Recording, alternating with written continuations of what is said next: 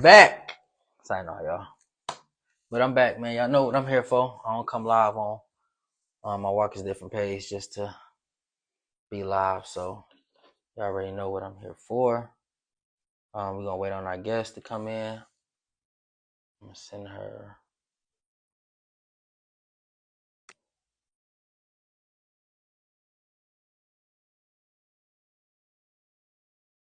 We'll get started.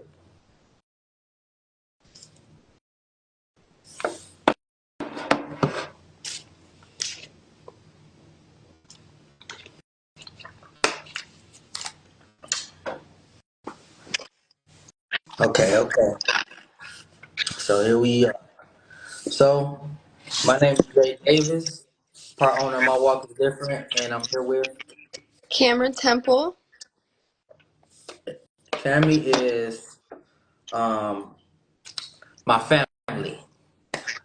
We go to the same church. I was able to see her join our church and ultimately just watch her journey of her changing and transforming and morphing into this follower of Christ.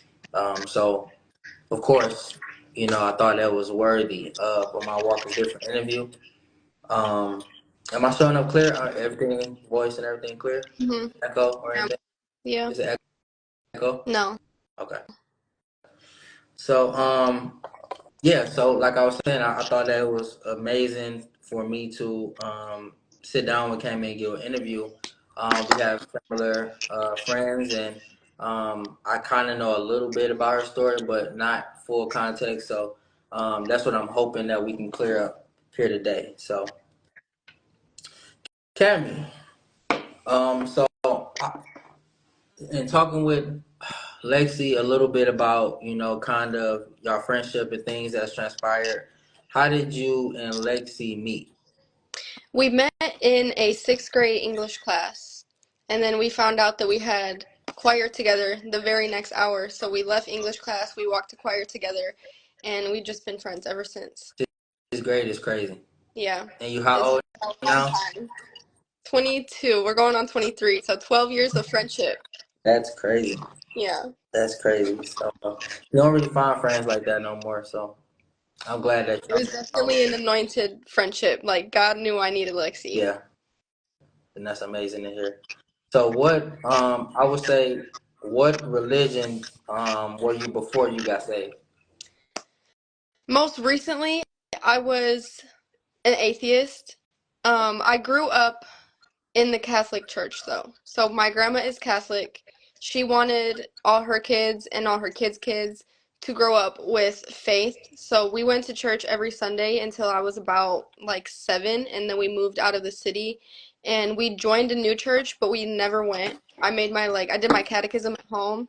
I made my first communion, but after that, like that was it. And even though we were at church every Sunday growing up, like we didn't talk about God outside church. We didn't open a Bible. We didn't pray. So it just kind of felt like going to church was something we did. Like I never had that relationship with God. So then I spent majority of my life atheist. I like really fell away from the faith since I had no foundation of it to begin with. Mm-hmm. Um, I was into a lot of new age practices. I was into my tarot cards and my crystals and trust in the universe and manifestations and all that different kind of stuff. But last like August, I just really felt a pull on my heart to start going to church. Hmm. So that's what you would label yourself as at that time was atheist. Hmm. Um, so how was it identifying as an atheist, but you also had family members who were Catholic, and you had friends that were Christian? Like, how was that dynamic of being who you identified with then and who everyone else were around you? I feel like my grandma like still really wanted us to be within the faith and stuff like that, but she never tried to push it on us. And then even with like Lexi was like my main Christian friend. Like I had friends who believed in God, but they weren't followers of Christ. Lexi was really the only one I had, and I was around everybody that like was in her family and her church community. And over the course of our friendship, like I would ask her questions and be like, "Oh, like if God is so good, why is there suffering? Why do people get cancer? Why does this happen? Why does that happen?" And she always answered my questions with such grace, and she really just like let the Holy Spirit lead her, and she really represented who God was to me. So even though I was like an atheist, she had started giving me foundational knowledge of God, and she was like very patient with me. Everybody that Lexi was friends with and that like Lexi stayed around was very patient with me and just kind of trusted that God would bring me home when I was ready, even though I wasn't there yet. Mm, how is so? Even the questions that you had before that Lexi kind of shed light on that helped you. Is it? I know she explained it to you, but is it? How can I say this? Is it something that you really get now without explanation? Oh, 100%. 100%. Especially since I started reading the Bible for the first time. Like reading it, I'm like getting that knowledge of who God is, of his nature and all these different things. And like nobody really has to explain it to me. Like I can turn to the word or I can turn to prayer. Yes, that's amazing to hear. I have and I told Lexi I was so happy for her. I almost was in tears telling her that I was happy for her having someone that she's been pursuing to come to Christ, and how she didn't have to beat you over the head with it. It was just referencing it whenever it was, a chance for her to kind of, have that conversation in kind of your day to day. Hmm. When you had questions, being able to do that. But I told her that because when you're a new follower in Christ, you want all of your friends to be saved. You want everyone to experience the good news and actually understand what that is. And um, it took me a long time to figure out that you have to allow people to come into that life. You cannot force it on them. You cannot beat them over the head with it, because that's more so counterproductive than anything. So what do you feel? I know you said that she gave it to you in a way that was easier for you to understand. What pinpointed your actual turn and wanting to be a believer and follow Christ? I would say it was really VBS this past August. I had done it the year before, but then this year, like, it's so hard to even explain. Like, there was really just a shift in my heart and in my spirit where it was like, this is where I need to be. Yeah, And there's been like the quote in the bathroom that says, "Perhaps you were created for such a time as this," yeah, or perhaps this is the moment for which you have been created. And I like seen that, and I was like in the bathroom, and I just was staring at it for a hot minute, and I was like, I feel like God is trying to tell me something, and I didn't even really know God at all at that point, but like at VBS and then seeing that sign, which had been there prior, like I had seen that sign many times, but it just really like hit me that one time. And I was like, okay, I think I'm gonna start coming to church. yeah, So then I started coming to church, and I really just felt like God's peace just like wash over me. And I just had like that encounter with him where he was like, "I'm here, I'm with you, like this is where I need you to be."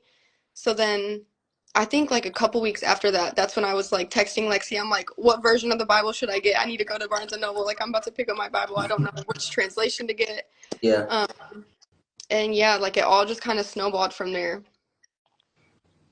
So people that don't know what VBS is, can you tell them what VBS is? Yeah, it is Vacation Bible School. So they do it for I think it's 5 days at like the beginning of August every year with the church kids. It's like infants all the way up to like 17 or 18, and they're all in different age groups. And there's always like a theme. So this year's theme was, what was it? It Uh, was like the parables.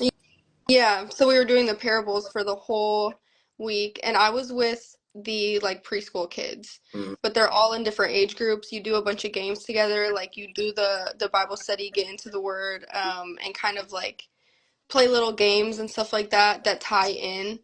Like one of the things that we did was, ironically, Jesus finding the lost sheep.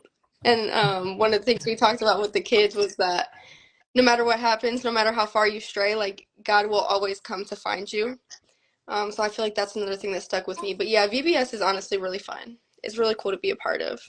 Shout out to Tierra for her hard work in facilitating VBS, and shout out to all of the teachers and the volunteers who help um, do VBS, because I don't think that we understand how impactful that is in kids' lives. Mm-hmm. It becomes a normalcy when you continue to do it every single year. Um, and when the kids get older, the things that we are dropping in their spirit throughout this time, whether they acknowledge it or not, seeds are being planted. So in due season they will sprout and they will grow. But VBS is amazing. I wish I was able to be in VBS when I was younger, just have a better understanding of the word, because I've been going to church since I was about 7 years old, and I never understood what church was about. I just knew I had to wake up every morning, go to Sunday school, and then I go to church, and then I'd be asleep halfway through church, and then mama wake me up, oh, it's time to go. My mama feed me candy in church. Like, that's all. That's how I grew up in church, and it took me all the way into an adult to understand what church is about. Mm-hmm. So I'm glad that we have VBS and give opportunity to kids to actually have that understanding, and have teachers and people who put curriculums into VBS to have them digest it in a way where they can understand what's going on. Because it took me so much time to understand what the Bible was about, and I was a person that tried to read the Bible from beginning to end all the time, and Mm-hmm. I would always get lost. As soon as I start reading Genesis, I fall asleep. As soon as I start getting the lineage and The the lineage every oh my time. God, I was like, God, it has to be an easier way to get through this. And I remember Chris told me, like, yeah, you don't have to start from the beginning, right? You can pretty much pick, an area and go Yep. through it. And I started like, oh, okay, like, so that helped. But yes, I just wanted to make sure that we had to explain to people what VBS was, because a lot of people don't know. But I do want to ask you this. So we attend Salt Mine, right? Mm-hmm. What about Salt Mine is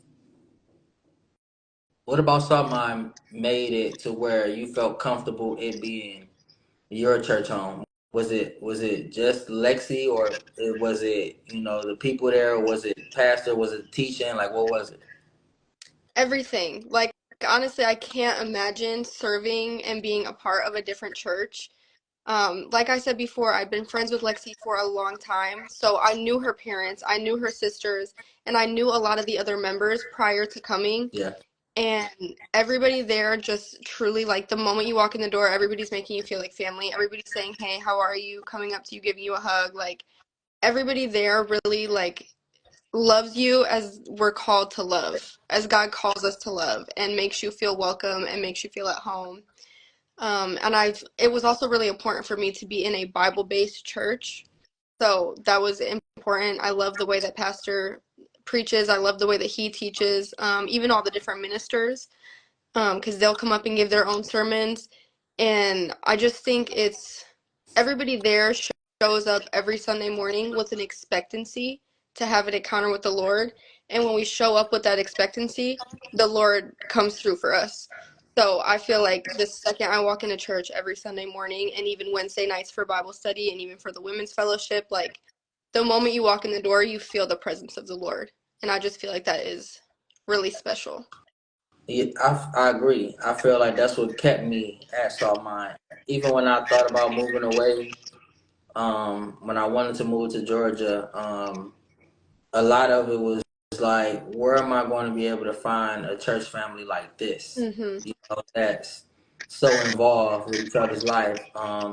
Even when I was living my wild life and going to these parties and drinking and doing all these things, Pastor would call me like 11 o'clock at night, like, Pastor, what you want? Like, I'm trying to turn up, like, but then it was the feeling of, I have to answer this. So I had to leave out the party and I'll go somewhere where I think it's a little bit quiet and talk to him, and he'd be spot on. What he called for was definitely something that I needed. Um, so I've never gotten that from any other church that I've attended or been a member of. And then the people. What I always tell people about Saltmine is, from babies on up to adults, we all worship. Mhm. Kids are in there worshiping, having their hands up, they're praying, they're on their knees, Yes. they're crying out to God. And when I tell you I've never experienced that before, I've never experienced that before. And I know at major churches, they have stuff like that, but they have 30, 40 cameras in there that can catch people doing it. It's something about seeing that every week Mhm. that I always look at as like, I can't leave this Yeah. church. It makes you feel welcome. It makes you feel included. I rarely see anybody comes in there and they don't say, even if it's not for them particularly, but they always talk about the people and how people loved on them, and how they checked on them outside of service. So I agree with everything you said about Soft Mind. I feel like that's why I stayed for so long too. Yeah. So the dynamic of your family, how has that changed since you being saved? If it's Mm. changed. I feel like with my parents and my siblings, like it hasn't really changed that much. They are still not believers, but this is the year the Lord is going to do it for them. I know that within my heart of hearts. But they were all very supportive of me. I actually have, oh, it's tucked in, but I actually have this cross. My mom had converted to Catholicism when her and my dad were getting married because my grandma really wanted her to be in the faith. And my grandma gifted this to my mom for their wedding, which was like almost 30 years ago. And when I started going to church and I had told my mom that I was getting baptized, she was like, I have something for you. And Mm-hmm. she gifted it to me because now it's like a tradition kind of thing, like passing it down to somebody. Yeah. Um, and it was her way of like showing her support for me. And my parents were unfortunately at a wedding out of town when I got baptized, so they couldn't be there, but they were like just super proud of me. And even my sister, has been like really proud and just supporting me and encouraging me throughout all of it. I was driving one day and somebody tried to like pull out and they almost hit me, and my sister was like, she was looking and I was like, what? And she was like, that person almost hit you. You didn't see that? I was like, no. And she was like, no, God really has a protection bubble around you. And For I was like, sure. I know that's right. No weapon formed against me shall prosper. But yeah, so even though they're not in the faith, like they're still very, very supportive of me, which is just amazing. Yeah. And it means the world to me. And my grandma got me a Bible for Christmas. I already had one, but I wanted a different one. So she was like, send me the link, and she bought it for me for Christmas. Wow. So everybody has been super supportive, whether they're in the faith or not. And I feel like that is a really good thing to experience. It is. It really is. And it's hard if you allow it to be, and if you don't. What I used to do was, I thought it was a slight to me when I couldn't get my family to believe. Mm, Um, I started overthinking it and what can I do, and ultimately, just living your life the way that you live it is enough. yeah. Because it's not fabricated, it's not fake, it's not something that you're just doing just because. And it it is infectious. It makes people who don't believe believe. It makes people who had questions about God. It makes them want to ask the questions and get those questions answered, and actually coming at it with a full open mind of the answer. Um, so yeah, just keep chipping away, Yeah. and we're gonna look up one day, and the whole family's gonna be at Salt Mine, and it's gonna be an amazing thing. Or just believers, even if they aren't in the house, just taking their walk with God seriously is enough. Yeah. So 100%. um, definitely gonna put a prayer up for that because I can't wait to hear the story for that. Thank you. Um, okay, okay. You gave us the story about Lexi, how you became a member at Salt Mine. How is it moving forward with old friends that maybe don't believe, and then how? It's a two-sided question. And then how is it moving forward with new friends? What's that lens on looking at new friends the way that you see life now through being saved? Hmm. So with my old friends, I will say there are like certain people in certain like situations that I've just had to like know that I need to distance myself from. and I'll still like I'm still gonna check up on you. I'm still gonna like, you know, pray for you. I'm still gonna love on you. But there are certain people and situations that like I just can't let into my circle anymore because letting them in my circle has been preventing me from getting in God's circle. Mm, And obviously getting in God's circle is the most important thing. But mm, I do have a lot of friends who also have been reaching out to me, asking me about my journey and how I started building a relationship with God, which has just been amazing because I it's all for his glory. yeah, So if my story is inspiring other people, like that is what it's there for. I want God to use me. I want to be a vessel for his grace and his glory. yeah, Um, and a lot of people have been texting me, like asking me, like, how do I do Bible study? Like, how do you start reading the Bible? How did you start going to church? How did you start praying and all this different stuff, which has been amazing. And then with like newer friends, like even with Lexi, like I feel like our friendship has just gone to like a whole new level, and she was already like my best friend. yeah, But I just feel like it's gone to a whole new level now that I am in faith because now God is truly at the center of our friendship. Whereas before, like he was at the center for her, but he wasn't at the center for me. So it's just mm, like now we're both on one accord. And I met Ivory when I started coming to church. So now like I truly have like covenant friends. And then my friend Russia started coming to church shortly after I did. So yes, now like we're just building this community of friends with God at the center who like we will speak life into each other. We will pray for each other, send Bible verses, send songs, like just give each other encouragement and like when one of us is weak, the other one will lift you up yeah. and vice versa. And it just is it's beautiful to have covenant friends and I'm very grateful that God gave me them so early because I don't know what I would do without them. Like I feel like I would still be lost. Mm, mm. You see Lexi saying that you are future kid's godmom. Like that. You mind too. So, my next question is, what are some vices that had a huge grip on you before being saved? Mm, marijuana. That was like my biggest one. Yeah, I started smoking weed when I was like 15, I smoked for the first time, and then around like 15 going on yeah, 16, that's when I started smoking like very consistently. I had my own pen. So I smoked for like 7 years, and I'm only 22. Like that's a third of my life yeah. that I spent smoking. Mm, And once I started coming to the faith and started like deciding to follow Christ, I was like, okay, yeah, this is something I need to give up. And then one day the conviction was just really heavy on my heart and it was like, stop saying you need to give it up and give it up. And I was like, okay, I got you. So I had a bunch of like weed still at my house. I had my little vapes. I had all my paraphernalia, like all my like bongs and bowls and stuff like that. I threw it all away and I just like never looked back and I am 110 days sober as of today. Um, yes, so that's really exciting. Got me through a half away, y'all. Mm-hmm. I sure did. I really did. And I don't care who got nothing to say about it because They why say you could have if sold I know that. that I shouldn't be doing this, why am I going to give it to somebody and encourage somebody else to partake? Because Yeah. then that's like your blood is on my hands. Yes.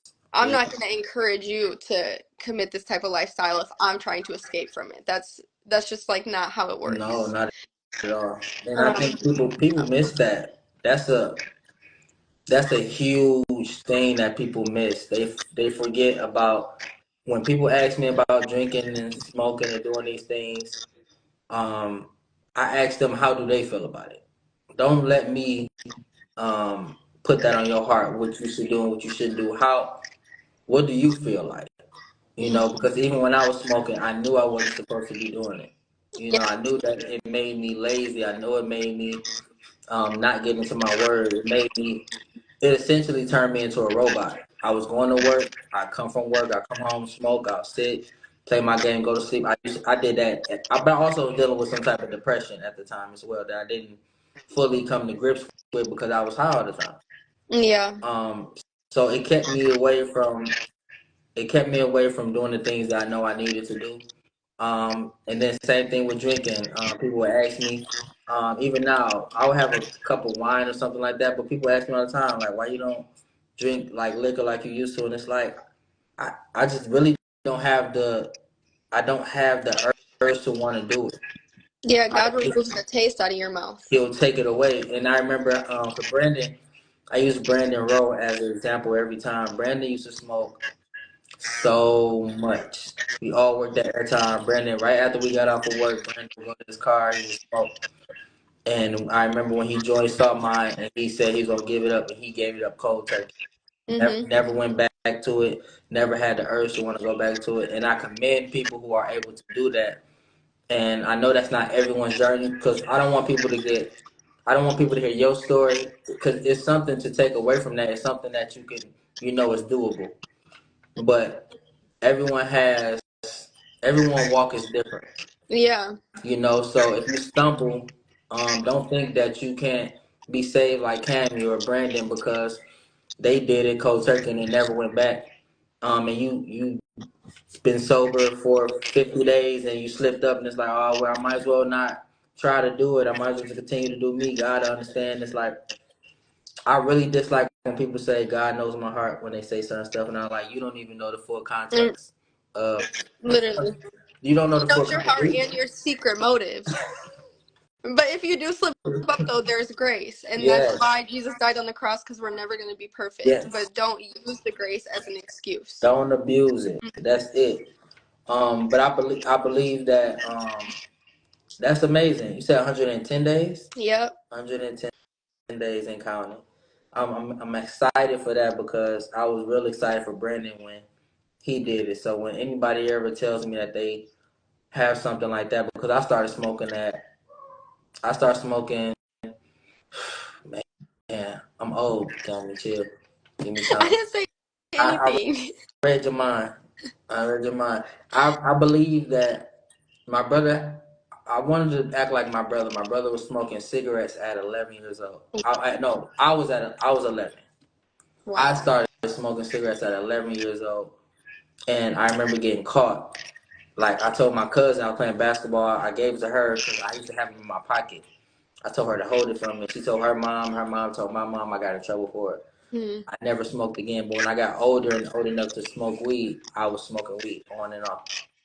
Something small is smoking, especially if it's in that addiction is in your bloodline. It could become a major thing in your life. Absolutely. Any type of abuse. It may not be weed, it may be drinking, but any type of addiction. When you have an addiction in your bloodline, it's something that will ruin you if you allow it to. Hmm. For sure. So I just want to say that I commend you for being able to stay the course. All glory to God. Yeah, He did that. That was yeah, not me. If I was relying on my own strength to quit smoking, I would still be smoking to this day. yeah. That's good to say because people forget that too. Yeah. Um, so I would say also I want to ask you when you started with you say you were doing witchcraft, right? Yeah, but you see, the craziest part is I didn't think it was witchcraft. Right. So I had Okay. my tarot cards and my sound bowls and my crystals and all this different stuff, but in my head I'm like, no, it's just I'm being one with the universe. Like I wasn't like, oh, I'm a witch. Mm-hmm. But that's also like one of the lies of the enemy. Like he's gonna try and make it seem like you're not doing something crazy. He's gonna be Yes. like, no, it's fine for you to do that. It's fine that you should do that. But there's no such thing as like light witchcraft. If it's witchcraft, it's witchcraft. Yeah. Mm. So you say you did. So was that the only thing that you did with witchcraft? You saying just tarot card? That's it. Yeah, and I had so many crystals. I probably had like thousands of dollars worth of crystals because I had collected them Wow. over years. And that was another thing that like pretty soon into my walk, I literally just started throwing them all away. Like I literally one night I was looking around and I was like, I need all of this out of my space now, like right now. And I literally Yeah. just started taking them all and throwing them in the garbage. And I was praying that like nobody find them and try and take them because I really didn't know what else to do with them. So I'm like, I'm throwing them away, and I'm gonna pray that if anybody sees these, like in the garbage or whatever, that they know that they're thrown away for a reason and not to touch them, Mm. because I could have Listen, I literally could have sold those and made so much money off them, That but and the weed. You probably made about good $2,000 or something like that. literally, but you can't love your money and love the Lord. No, exactly. I'm prioritizing my relationship with the Lord. I don't need the money back. The fact that I'm saved is enough. So this stuff is all going in the trash. Yeah. I'm never gonna touch it again. I got rid of all the cards, all the crystals. I even had some like little like posters around my room. I got rid of all that stuff. Mm. How has Are you a lover of music? I am. Before being saved, who was your favorite artist? Honestly, Or are they probably still your Moneybag favorite? Yo. Like I loved me Okay. some Moneybag Yo, bro. I loved that man. I was like Moneybag, and then after I got saved, like after I really started committing to my faith, I Mhm, like put my playlist on. Oh, and Janae Aiko, you're right, Lexi. mhm, Janae, that's my friend mhm, painted that for me. I love Janae Aiko too. mhm. So Janae Aiko and Moneybag Yo. I loved both of them. And then after getting saved, like I tried to like shuffle my playlist or whatever, and one of Moneybag's songs came on, and I was like, it's not even sitting right in my spirit. Same thing with Janae, and like even some SZA songs, like all these people, all these people. Yeah, I literally like. There's this song by SZA where she's like, spells and sorceries, hug your rosaries. I was like, huh? What is it's deep. It gets very, very deep. And before I was in the faith, I never even realized that line. You But wouldn't. you're literally speaking spells and sorceries over me while I'm listening to this song is Hmm. crazy. Hmm. It's crazy. And there's like Janae songs where she's like doing the same type of stuff. Moneybag Hmm. Yo is rapping about drugs and fornication. Very much so. I'm like, I want no parts. Yeah, it sells. I tell people all the time. Jay-Z was my favorite artist, Mm, right? And then I found out that, um, you know, that him and Beyonce, are into very much so witchcraft and, the symbolism that's in Beyonce's performances and on her album covers and her outfits. When I was growing up, I remember people just wore regular clothes, pants and crop tops or something like that for the women. They want to show a little stomach. Where did y'all come at wearing these crazy costumes that has a crescent moon on the top of it, or you know, yeah. these signs that's just so like if you don't know, you really would just sit there. I remember when Jay Z used to do the diamond. I used to be like, oh, that's cool. I used to just throw it up all the time. Then I found out what that was about. I was like, Mm-mm. just so unknowingly just doing things like that you think is cool, and these people are really putting spells on you and trying to get people Yes. to realize that it's not just about entertainment. Like it's about more than that. If I argue with anybody else about Kendrick Lamar's performance, I know the music is secular, but he had a meaning to it, and they were like, "Well, I just want to be entertained," but that's the problem. Mm-hmm. People just want to be entertained, and people know that. If they know anything about Lucifer, they know. I get into that later. But music is definitely a device that people use to put subliminal messages in and encrypting things, and it's just a lot of things that you can hide in music. But I asked you that because um, has that changed now? Um, are you listening to different music? Do you sometimes listen to secular music? How is that? I mostly listen to worship music now. I do listen to secular music here and there, Hmm. but like I'm also in the process. I like vet my songs, so I'm like something comes on and I'm like, hold on, like make sure there's nothing like demonic, nothing witchcraft. If it's just like a pop song and they're just singing about like, oh, it's summertime, Yeah. that's fine. If you're singing about drugs, fornication, witchcraft, anything demonic, anything like that, I'm like, I don't want this entering into my spirit.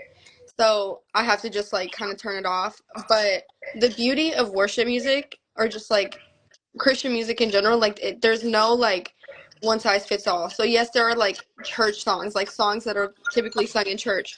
There's Christian rap, and it is fire. It is Hmm. fire. Okay, there's Hmm. Christian R&B. There's Christian like indie folk Yeah. music. Like any type of artist that you liked when you were listening to strictly secular music, there is 100 different Christian artists who make that same kind of sound. Yeah. Yeah. Yeah, and So they like have a thing now that they do on YouTube where they say Christian artists like, and then you just have people pop up. that's how I found a lot of them, and Yeah. then a lot of them just come in on my recommended. hmm So I started off like that too, cause I was like, I'm from the hood, so I gotta hear some 808s. I gotta have to hear like some bass in the back, and I'm like, I don't get too much of that. So I tell people all the time that it's no better time to be a Christian than now. Like we have Christian films that are great movies. These aren't just, although they're about God and they're crafted, and they're centered around Christ. They're actually great movies. TV They, shows, The Chosen. I tell people all the time, The Chosen is becoming to be in my top 5 favorite TV shows I ever. want to watch it so bad. I keep telling Lexi like we need to have a Chosen watch night because I haven't seen it.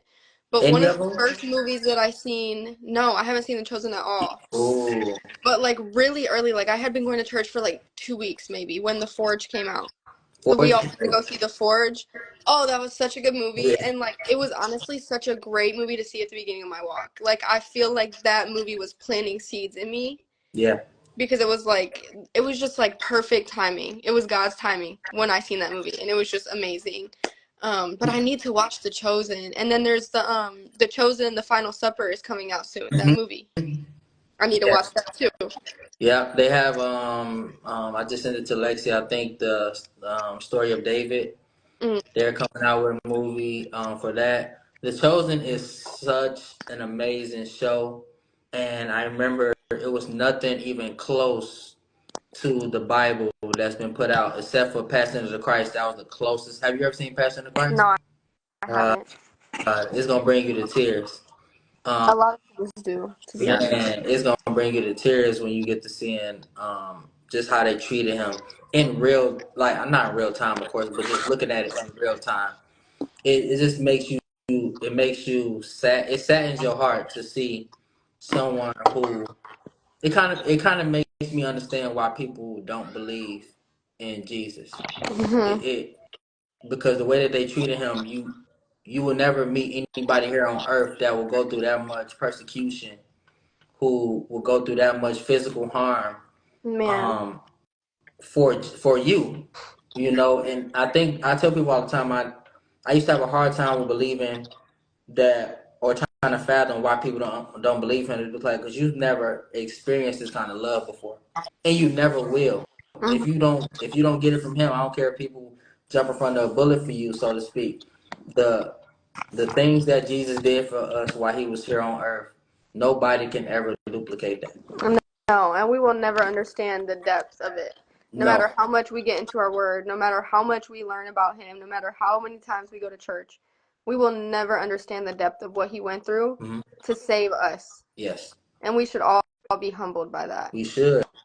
We should, and I think we also need to stop looking at it as it just being a story. We don't go to social studies in school and they tell us about the pilgrims and about all those, and we just think that those are just stories.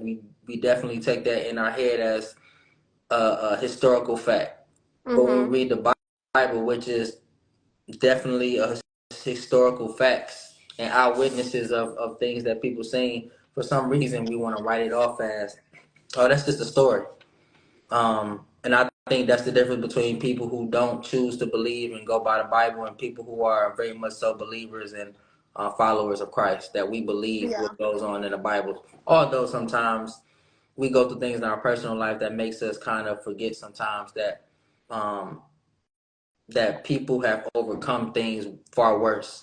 That God have brought the well with the coin in the mouth, the Lazarus, the him being risen, the just the lame man, all these things that's happened in life. We just believe that it can't happen again. We just so much so allow ourselves to think that God did it for them and He won't do it for us, as if He's not the same God that He was before and today and Yeah. forevermore. There's this song, and in it says, "The testimony of Jesus is the spirit of prophecy." Yeah. That means what he did for another, he can do it again. So we Yes. need to stop being jealous of somebody else's blessings or seeing what God has done in somebody else's life and be like, well, why can't he do that in mine? He can. You just have to believe. You have to believe that he can, and he will. Yes. So when we were in Bible study a couple weeks ago, you said your favorite Bible character was who? Paul. Can you explain to the people why Paul is your favorite? I feel like I just resonate with his story a lot, and I feel like it reflects my own journey coming to Christ, because Paul was not only like did he not believe, but he was a persecutor of Christians. Like he was like very outwardly and openly against the faith, and that's kind of how I was like when I was an atheist. I was like, I don't want to believe in a God who allows suffering. I don't want to believe in a God who gives people cancer. So I feel like I kind of had the same energy as Paul, where we're like, nah, we don't want to be Christian. But then like seeing his transformation and how he came to believe, and not only did he come to believe, but like he went hard for God, and he was like shouting it from the rooftops, just allowing God to use him as a vessel in every area of his life.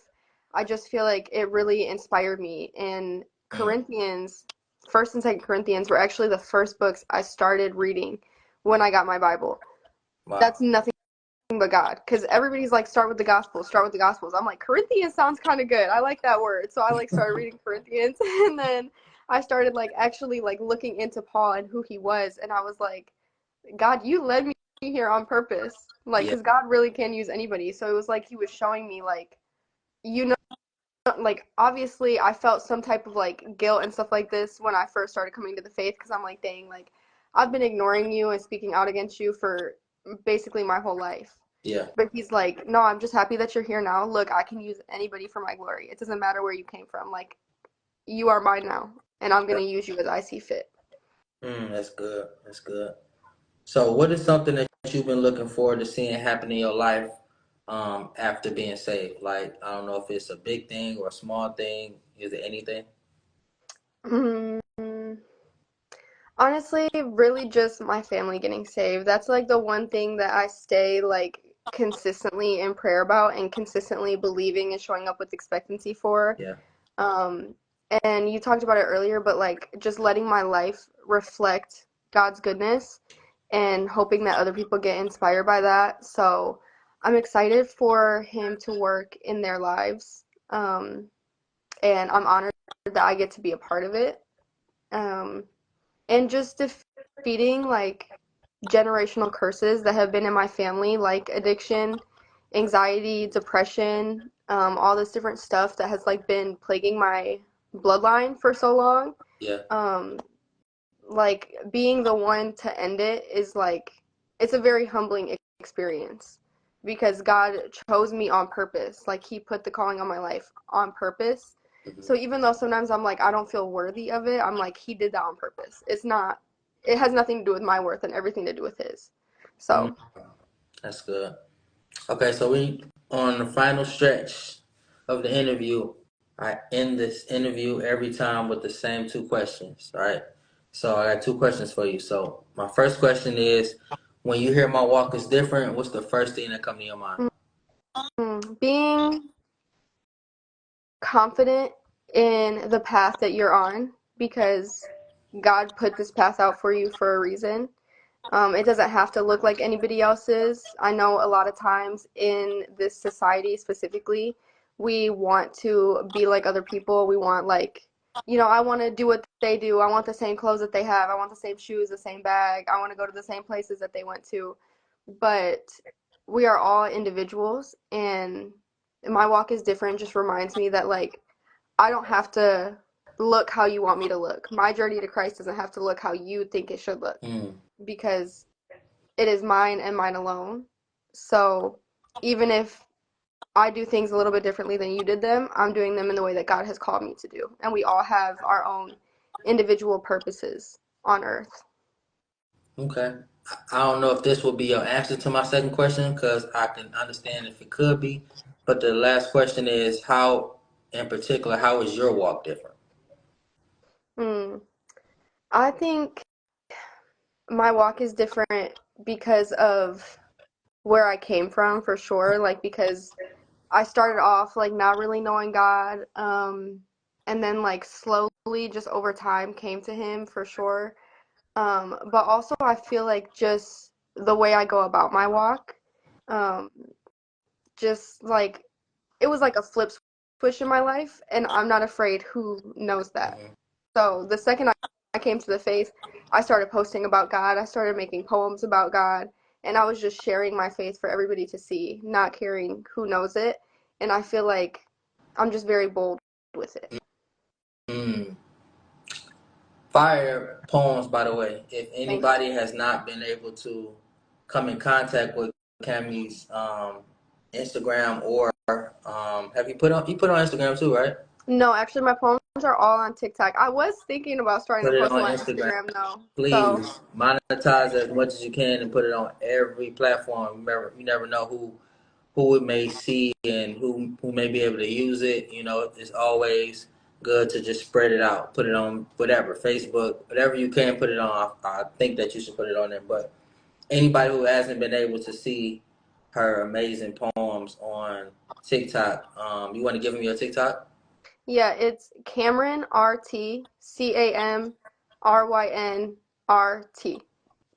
She has amazing content. I'm a lover of lyricism, um, Mm. music. Why I love music, and that's why music's been kind of watered down for me of lately. Um, but I love dissecting um, words. I love wordsmith. I love people who can um, do entendres and double entendres and have these double meaning words and things that I can hear, and then maybe a week go by and I'm like, oh, that's what that means. Like Mhm. sometimes some things just hit you on the way home. So it's like I love things like that, and I feel like Cammy gives that in her poetry. So it's something that I think everybody should just check out and see, as well as anything else that she wants to do. She's great with kids.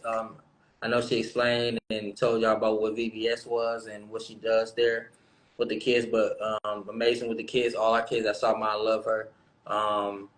And yeah, man, it's been a pleasure to interview you. It's been a pleasure to know you and be able to see you, and we're going to have other things that saw my. I know that you're a new member, so you haven't seen us do discipleship and going out into the community.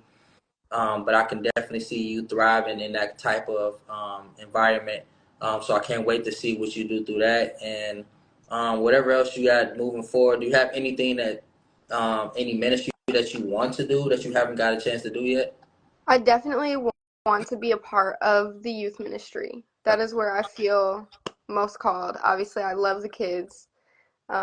So yeah, definitely want to join the youth ministry. I just wanted to wait a little bit so that I had some more foundational knowledge and like knowledge of the Bible because I'm not trying to lead these kids astray. So I wanted to make sure that I spent some time focusing on my own faith and then eventually branch out and work with the kids more. Gotcha. Okay, that's gonna conclude the interview. Again, I'd like to thank Cammie for coming and being a vessel and sharing her story and doing what I want a lot of people to do. If you have been changed and transformed on this walk with God, I definitely want to hear about your story, and I would love to be the person to bring that story to life. Um, and if you've been seeing our interviews up to this point, the interviews I've been doing, and you would like to be a part of that, I'm always open for being reached out to, and see if we can get scheduling and things working to put that together. So thanks again, Cam. I appreciate you. Thank you I'll for see. having me. Of course, I'll see you tomorrow, and um, I'm gonna catch a few clips of Cammy worshiping y'all. I'm gonna show y'all how she is at church. She got a I'll be going little. hard. She's going hard, so I'm gonna make sure I put that up. But no, I do appreciate you for, cause we put this together kind of fast and everything worked out. So I'm glad that you made time, and I definitely had time to do it. So yeah, I appreciate you. I always got time for God. Appreciate it. Hmm. Well, I'll see you tomorrow. All right. See All you. right.